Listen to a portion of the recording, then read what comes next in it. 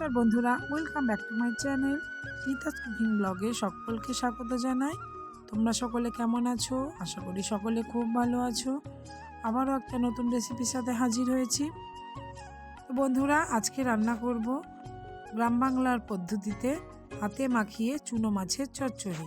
তো সকলের কাছে অনুরোধ রইল পুরো ভিডিওটি দেখার জন্য। তো চলো দেখে নিই। বন্ধুরা, এখানে আমি দিয়ে দিয়েছি একখানা আলু, দিয়ে দিয়েছি দুখানা পেঁয়াজ, আর দিয়ে দিয়েছি 3টে টমেটো ছোট সাইজে, আর দিয়ে দিলাম পরিমাণ মতো নুন আর হলুদ। এবার ভালো করে মেখে নেব। বন্ধুরা, যারা যারা আমার চ্যানেলটি সাবস্ক্রাইব করেছো তাদেরকে অসংখ্য ধন্যবাদ জানাই।